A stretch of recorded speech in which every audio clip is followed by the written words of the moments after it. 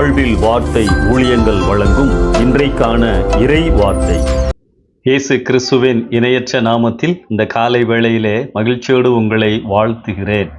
நம் ஆண்டவர் தருகின்ற சந்தோஷமும் சமாதானமும் இன்றைக்கு உங்கள் வாழ்க்கையிலே நிறைவாய் காணப்படுவதாக. இந்த நாட்களிலே நாம் வாழ்கின்ற நாட்களில் பலர் தேடி ஓடி அலைகின்ற ஒரு காரியம் என்ன என்று சொன்னால், உண்மையான அமைதி எங்கே இருக்கிறது என்பதுதான்.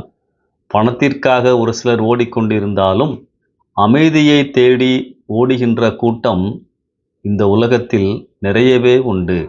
பல இடங்களுக்கு அமைதியை தேடி செல்லுகின்றார்கள். ஆனால் யோவான் 14:27 இயேசு கிறிஸ்துவனுடைய வார்த்தைகளை கவனியுங்கள். சமாதானத்தை உங்களுக்கு வைத்து போகிறேன், என்னுடைய சமாதானத்தையே உங்களுக்கு கொடுக்கிறேன். உலகம் கொடுக்கிற பிரகாரம் நான் உங்களுக்கு கொடுக்கிறதில்லை. உங்கள் இருதயம் கலங்காமலும் பயப்படாமலும் இருப்பதாக. ஆம், கடவுள் என்னோடு இருந்தால் நான் சமாதானமாக இருப்பேன், தத்தளிக்க மாட்டேன். இங்கே இயேசு கிறிஸ்து என்னுடைய சமாதானத்தை உங்களுக்கு கொடுக்கிறேன் என்று சொல்லுகின்றார். அவர் வாழ்ந்த நாட்களிலே தம்மோடு நெருக்கமாய் இருந்த சீஷர்களிடத்திலே இந்த வார்த்தைகளை அவர் சொல்லுகின்றார். எப்படிப்பட்ட சமாதானம்! இயேசு கிறிஸ்து இந்த உலகத்திலே வாழ்ந்த பொழுது, ஊழியம் செய்து கொண்டு இருந்த பொழுது பல நெருக்கடிகளின் மத்தியில்தான் அவர் ஊழியம் செய்து கொண்டிருந்தார். அவரை குற்றப்படுத்த வேண்டும் என்று சொல்லி அவரை எப்பொழுதும் சுற்றி இருந்த கூட்டம் இருந்தது. அவரை கொலை செய்ய வேண்டும் என்று காத்து கொண்டிருந்த, வகை பார்த்து கொண்டிருந்த கூட்டம் இருந்தது. 12 சீஷர்களில் நெருக்கமாயிருந்த அவர்களுக்குள்ளதாகவும் ஒருவன் அவரை காட்டி கொடுப்பதற்காய் நேரம் பார்த்து கொண்டிருந்தான். இப்படிப்பட்ட தடுமாற்றமான, நெருக்கடியான, டென்ஷனான சூழலில்தான் இயேசு கிறிஸ்து வாழ்ந்திருந்தார்.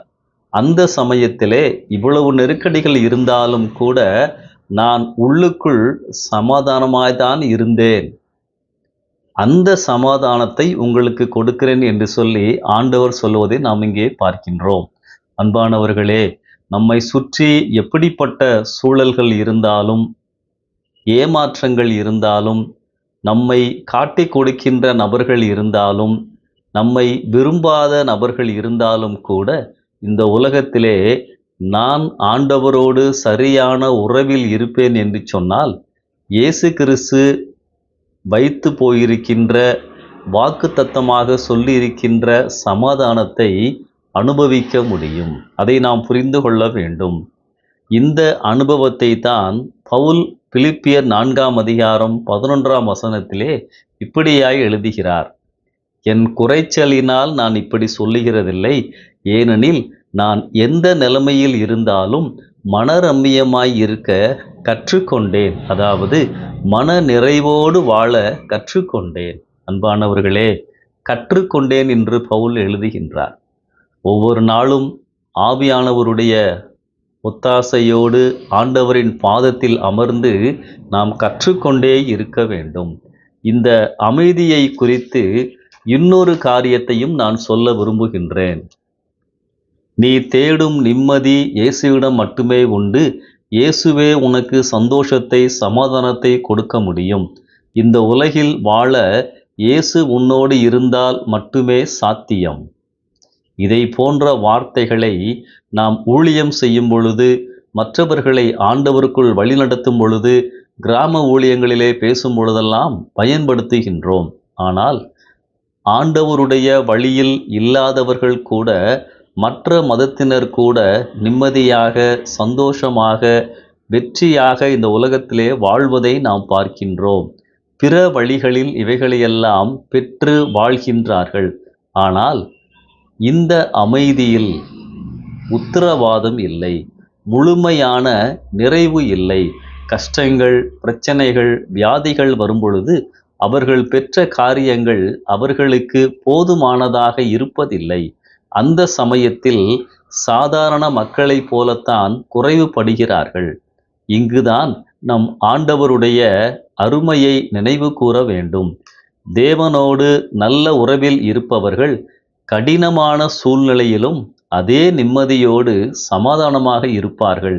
ஏனென்றால் அமைதிக்கு விரோதமாக எழும்பும் எந்த காற்றையும் புயலையும் அவரால் அடக்க முடியும். இந்த இதை மனித முயற்சியின் விளைவாக வரும் அமைதி கொடுக்காது. நமக்குள் இருக்கும் ஆவியானவருடைய ஆற்றல் இதுதான். பிரியமானவர்களே, இந்த உண்மையான இயேசு கிறிஸ்து தருகின்ற அமைதியை உங்களுக்குள் அனுபவிக்கிறீர்களா?